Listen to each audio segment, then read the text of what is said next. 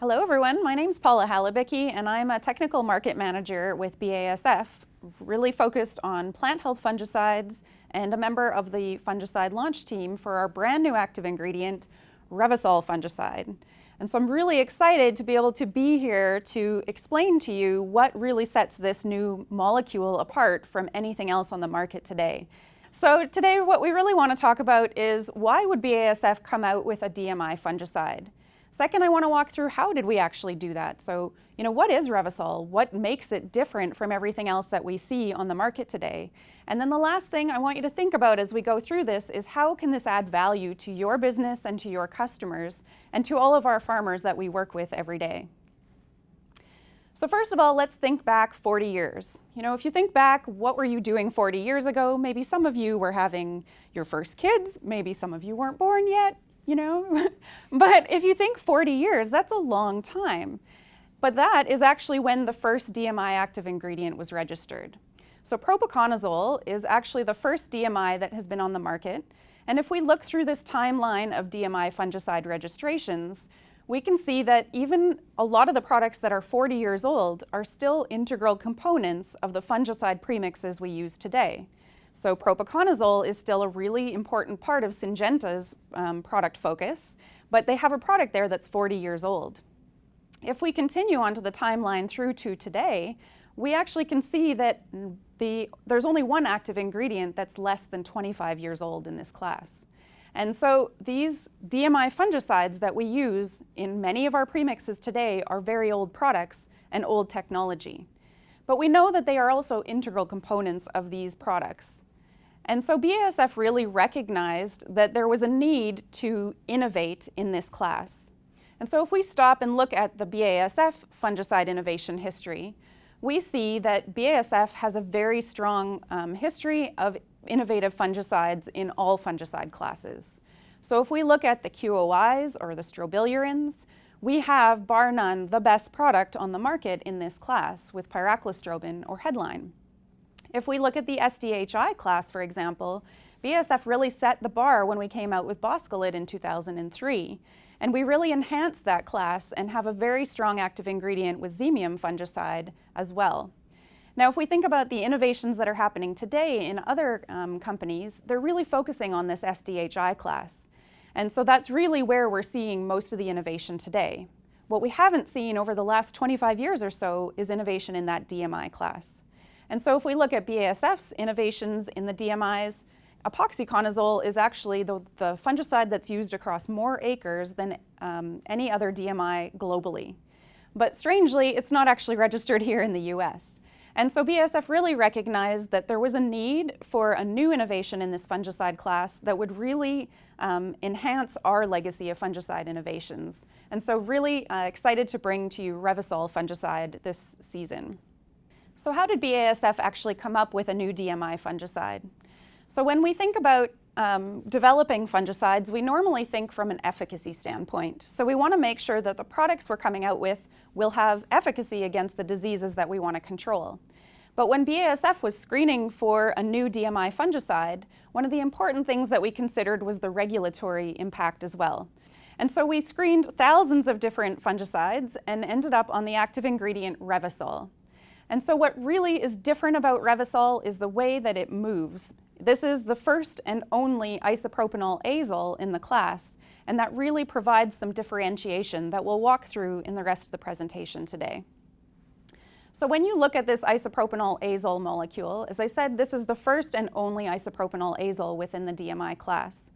What's unique about it is this orange isopropanol link. And so other DMI fungicides do not have this isopropanol link, and so they don't provide the same level of flexibility that we see with Revysol. And so that level of flexibility really drives the fact that Revysol is broader, stronger, and longer than any other DMI fungicides we have today. So let's walk through each of those things. We're going to start with the broader spectrum. What does that mean? So when I say broader spectrum, I mean that it fits across more crops, so more opportunity to use across different markets. It controls a wide range of diseases in all of those crops, really the diseases that matter most to our customers. And the other really unique thing is that we've seen that Revysol can actually control DMI-resistant strains. So how does that happen?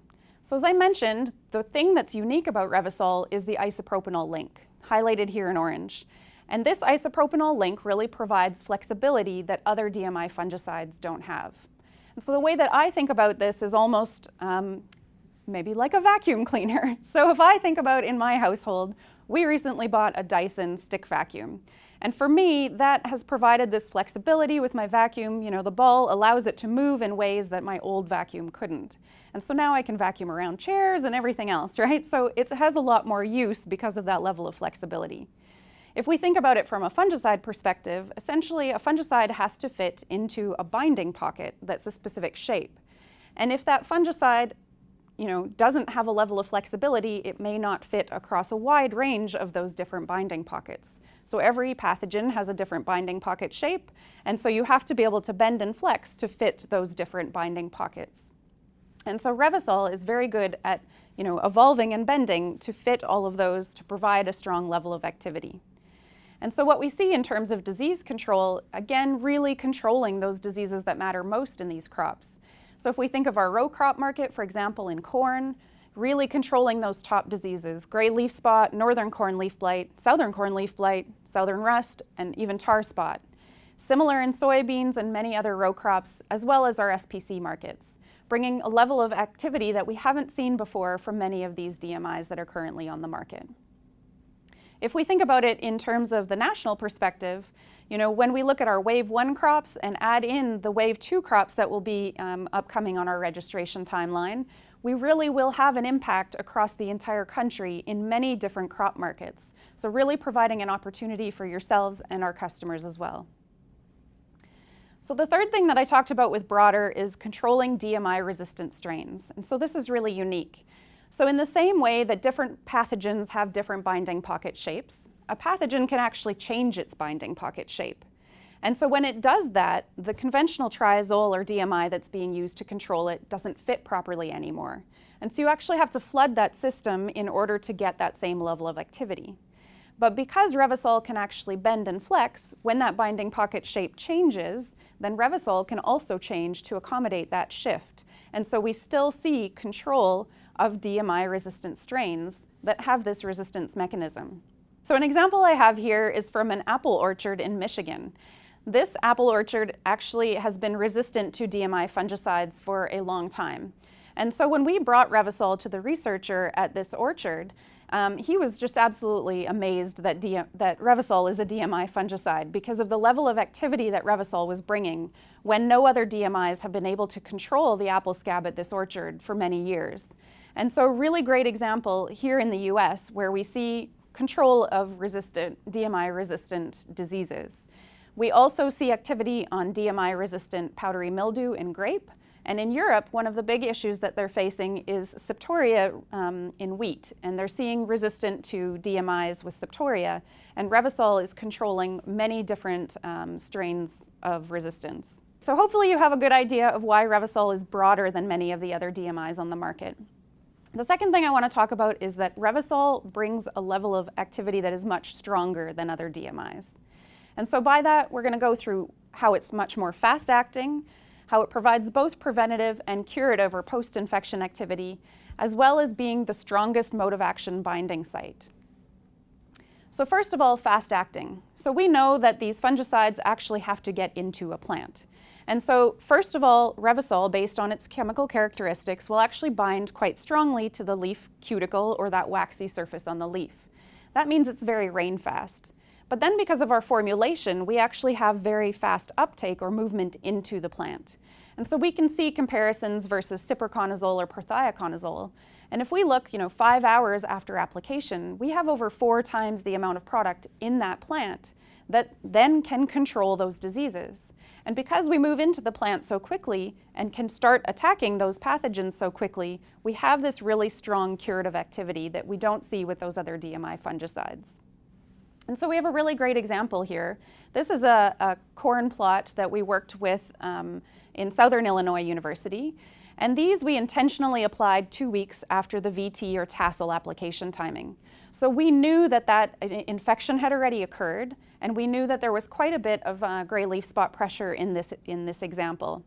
And so when we apply in this curative situation versus Trivapro, for example, or the untreated check, we can just see the level of curative or post-infection activity that Revysol molecule is bringing to the activity against gray leaf spot. And you really can see that physical difference in the disease pressure and how green the Revysol premix plants are as compared to the competitor. Now, we also did the same experiment where we applied in a curative situation to corn in one of our other field sites in Andrews, North Carolina. Now, Andrews is essentially at the bottom of this mountain range. It has corn on corn every single year, and we have incredible gray leaf spot pressure. So we really wanted to put Revysol to the test. And so in this case, again, we applied 2 weeks after VT, and we applied versus Trivapro and the untreated check. And you can see that Revysol brings a significant level of activity for gray leaf spot, even when in the untreated check we reach nearly 100% severity only 30 days after application. And so even in this area where we have really significant disease pressure, Revysol is really shining in terms of curative performance on gray leaf spot in corn. Now, the other thing I talked about was, essentially we're getting this strong curative activity because it's moving into the plant so quickly. But the other part of that is, how does Revysol provide this level of efficacy? And really it has to do with the binding strength.